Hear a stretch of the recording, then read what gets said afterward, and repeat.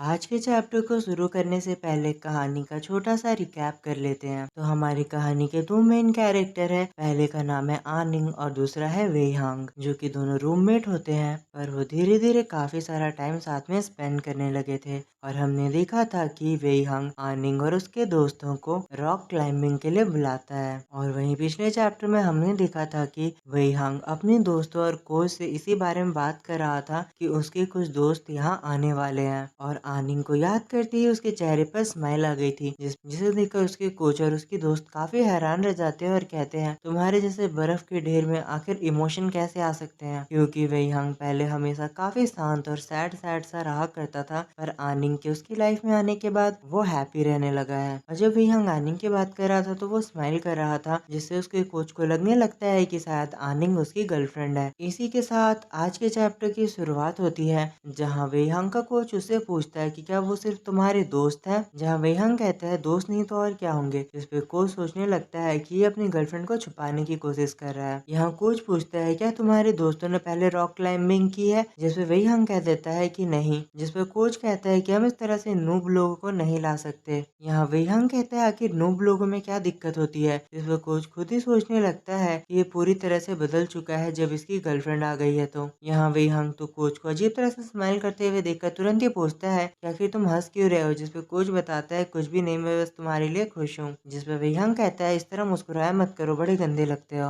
और फिर वो तुरंत ही वहां से चला जाता है। और वो प्रैक्टिस करने के लिए जा रहा होता है, तभी उसका कोच उसे रोक कर कहता है तुम्हें नहीं लगता है कि तुम्हें प्रोटेक्टिव गियर्स पहन लेने चाहिए। जिसपे वेईहांग कहता है कि मुझे इसकी जरूरत नहीं है। जिसपे कोच को गुस्सा आने लगता है और हम देखते हैं वेईहांग बिना किसी सेफ्टी के सीधे ही वैसे वहां ऊपर चढ़ने लगता है। यहाँ कोच उसे चिल्ला कर कहते हैं कि संभाल कर, मैं तुम्हें हॉस्पिटल नहीं लेकर जाना चाहता। यहाँ वेईहांग कहने लगता है कि इसकी जरूरत भी नहीं पड़ेगी। जिस पर कोच वहां से जाने लगता है, तभी अचानक से वेईहांग को पास्ट का एक सीन याद आता है, जहाँ वो अपने मास्टर को पहाड़ से गिरते हुए देखता है। और कहानी पास्ट में शिफ्ट होती है, जहाँ हम देखते हैं वेईहांग का मास्टर पहाड़ से गिरने के बाद काफी ज्यादा घायल हो चुका था, पर वो वेईहांग को समझा रहा था कि इसमें तुम्हारी गलती नहीं है तो पछताओ मत। और सीन तुरंत ही प्रेजेंट में आ जाता है, जहाँ वेईहांग हमसे कहता है कि उस दिन के बाद मैंने आज तक काफी प्रैक्टिस की है, मैं कभी भी नहीं गिरने वाला हूँ। अब अगला सीन सीधे ही मॉर्निंग का स्टार्ट होता है, जहाँ हम आनिंग और उसके दोस्तों को देखते हैं जो कि वेईहांग के क्लब तक पहुंच चुके थे। आनिंग सोचने लगता है कि हम काफी जल्दी आ चुके हैं। तभी अचानक से अंदर से कोच बाहर आता है, जिसपे वो सभी लोग उसकी तरफ देखने लगते हैं। यहाँ कोच भी उनकी तरफ देख रहा होता है और फिर पूछता है इतनी सुबह सुबह बच्चों तुम यहाँ पर क्या कर रहे हो। तभी वहाँ आनिंग का एक दोस्त बताता है कि हमें वेईहांग ने इनवाइट किया है। जिस बात को सुनकर तो कोच बिल्कुल भी हमें खुश नजर नहीं आता। वो उनके आसपास देखने लगता है, उसे कोई लड़की दिखाई नहीं देती। तो वो सोचता है मुझे तो लगा था गर्लफ्रेंड आने वाली है, आखिर उसकी गर्लफ्रेंड कहाँ है इनमें। अब अगले सीन में हम देखते हैं कि कोच वेईहांग को चार बातें सुनाने के बाद उसके दोस्तों को लेकर माउंटेन की तरफ बढ़ने लगते हैं। और फिर सोचने लगते हैं कि मेरी भतीजी ने सही कहा था, वेईहांग हमेशा ही सिंगल रहेगा। जिसके बाद अगला सीन हमें दिखाया जाता है, वो सभी लोग हाइकिंग लोकेशन पर पहुंच चुके थे। यहाँ उन लोगों ने थोड़ी चढ़ाई की थी, जिससे हम देखते हैं बाव तो काफी ज्यादा थक गया था और आनिंग उसे संभाल रहा होता है। और अब आनिंग को लगता है कि उसे और नहीं चढ़ना पड़ेगा। तभी कोच उसे पहाड़ की तरफ दिखाते हैं और कहते हैं तुम्हें उसे चढ़ना है। इसे देखने के बाद तो इन तीनों की हालत वैसे ही खराब हो जाती है। तभी फिर आनिंग की नजर वेईहांग की तरफ जाती है, जहाँ हम वेईहांग को देखते हैं जो कि काफी स्टाइलिश लग रहा होता है और अपने हाइकिंग गियर को पहन रहा था। यहाँ कोच फिर वेईहांग से बात करने के लिए जाते हैं, जहाँ वेईहांग बताता है कि उसे आए हुए बस थोड़ा सा ही समय हुआ है।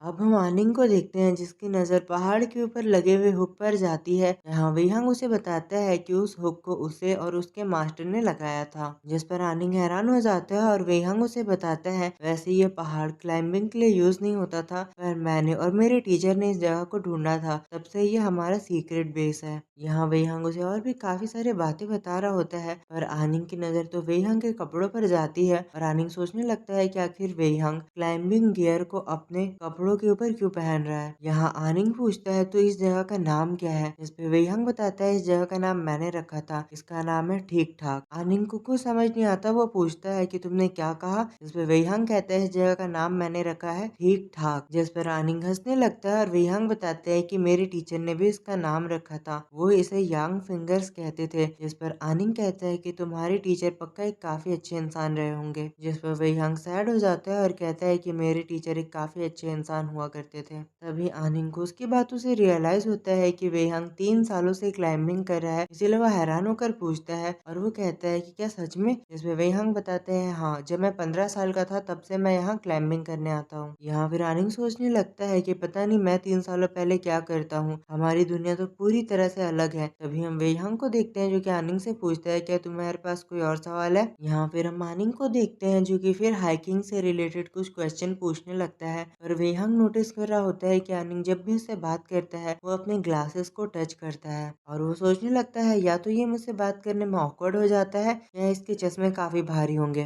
तभी हम देखते हैं एक लड़का आकर वेहांग को बुलाने लगता है और आनिंग को वेहांग बताता है कि वो उसका पार्टनर है और वो दोनों साथ में क्लाइंबिंग करने वाले हैं। इसके बाद वेहांग अपना कपड़ा उतारने लगता है और हम देखते हैं कि वो इसमें काफी अच्छा लग रहा था। तभी आनिंग सीधे ही उसके कपड़े को पकड़कर खींचने लगता है जिसपे वेहांग काफी हैरान हो जाता है और वो सोचता है मैं इस कपड़े को रखने वाला था, पर आनिंग खोया हुआ था और वो कपड़े को पकड़ लेता है। वेहांग उसे शुक्रिया कहता है और आनिंग कहता है कि अपना बेस्ट देना। अब आनिंग वेहांग की तरफ घूर घूर कर देख रहा होता है और वो सोचता है कि वो कितना अच्छा है और कितना लंबा है, उसने जो कुछ भी पहन रखा है वो उस पर काफी अच्छा लग रहा है। अगर मैंने वो गियर्स पहने होते तो मैं तो चल भी नहीं पाता। तभी हम देखते हैं वहाँ उसके कोच आ जाते हैं जो कि उसे हेलमेट पहना देते हैं और कोच फिर सबको बताने लगते हैं कि क्लाइंबिंग चाहे जैसे भी करो हेलमेट पहनना जरूरी है। और तभी वेहांग को याद आने लगता है कि पास्ट में उसके टीचर भी बिल्कुल ऐसे ही हुआ करते थे, वो भी हमेशा उसे क्लाइंबिंग के दौरान हेलमेट पहनने को कहते थे, पर मैं काफी जिद्दी हुआ करता था और मुझे हेलमेट पहनना पसंद नहीं था। और हम देखते हैं कहानी प्रेजेंट में आ जाती है और वेहांग अब माउंटेन को क्लाइंब करने के लिए चला गया था, जहाँ आनिंग भी उसके बारे में ही सोचने लगता है। यहाँ हम वेहांग को देखते हैं जो बिना समय गंवाए सीधे ही चढ़ना शुरू कर देता है, जहाँ आनिंग बस हैरान होकर उसे देख रहा था। और हम वेहांग को देखते हैं जो कि बिना डरे बिना किसी परेशानी के उस पहाड़ पर चढ़ रहा होता है। यहाँ आनिंग को ये सब काफी ज्यादा है, यहाँ आनिंग इनसे काफी हैरान हो रहा होता है और वो वेहांग को देखकर काफी इम्प्रेस नजर आ रहा था। उसे वेहांग के अंदर एक पैंथर नजर आ रहा होता है। वहीं वेहांग के फैंस उसकी पिक्चर निकाल रहे होते हैं और वेहांग का पार्टनर रोप को मैनेज कर रहा था। जिसके बाद फिर हम देखते हैं कि अब वेहांग को थोड़ी परेशानी आने लगी थी और वहीं कोच बता रहे होते हैं उन सभी को कि इसके बारे में कि वेहांग इसे संभाल लेगा और वो बताते हैं कि वेहांग अब इसमें माहिर हो चुका है। तभी हम अचानक से देखते हैं कि वेहांग वहां से फिसलने लगता है और आनिंग काफी घबरा चुका था। वो सभी लोग काफी घबरा जाते हैं, पर वेहांग तो तुरंत एक चट्टान को पकड़कर लटक गया था और आनिंग बस अपनी सांसें थाम उसे ही देखे जा रहा था। उसकी धड़कन काफी बढ़ चुकी थी। वेहांग खुद को अब संभाल लेता है और एक बार फिर से क्लाइंबिंग स्टार्ट कर देता है। यहाँ फिर टीचर बताते हैं कि वो अपनी पोजीशन में पहुंच चुका है और वेहांग इसमें काफी माहिर है, वो बहुत ही जल्दी क्लाइंबिंग को कंप्लीट कर देगा और एक बार फिर से टॉप पर पहुंच जाएगा। तभी उन सभी की नजर पड़ती है कि वेहांग तो ऑलरेडी काफी ज्यादा करीब पहुंच चुका था। यहाँ वेहांग को देखते हैं जो कि सोच रहा होता है कि अब मैं काफी आसानी से ऊपर तक पहुंच सकता हूँ। तभी अचानक से उसे अपने टीचर की याद आने लगती है और वो तुरंत ही इस ख्याल को छोड़ देता है, क्योंकि शायद वेहांग का कोई ट्रॉमा रहा होगा उसके टीचर से रिलेटेड, इसीलिए वह चढ़ना नहीं चाहता था। और तभी वहाँ आनिंग उसका हौसला बढ़ाते हुए कहता है वेहांग तुम्हें ऊपर चढ़ना चाहिए, जल्दी जाओ। और यहाँ आनिंग काफी खुशी से वेहांग को चेयर कर रहा होता है, जिससे अचानक से वेहांग में भी सारी एनर्जी वापस आ जाती है और वो स्माइल करने लगता है। यहाँ सभी लोग बोल रहे होते हैं कि आखिर वेहांग ऊपर क्यों नहीं चढ़ रहा है। आनिंग को भी लग रहा होता है कि शायद वेहांग थक चुका है, पर हम देखते हैं कि आनिंग की आवाज सुनकर वेहांग ने दोबारा चढ़ना शुरू कर दिया था, जिससे आनिंग काफी ज्यादा खुश हो जाता है। और हम देखते हैं फाइनली वेहांग माउंटेन टॉप के ऊपर पहुंच चुका था और वहाँ वो काफी हीरोइक पोज में खड़ा था और नीचे खड़ा आनिंग सबसे ज्यादा चिल्ला चिल्ला कर उसे चेयर कर रहा होता है और वेहांग भी ऊपर से आनिंग की तरफ देख रहा था। और इसी के साथ आज का ये चैप्टर खत्म हो जाता है। तो आई होप गाइस आपने इसे एंजॉय किया होगा। मिलते हैं अगले चैप्टर के साथ। Thank you for watching, good bye.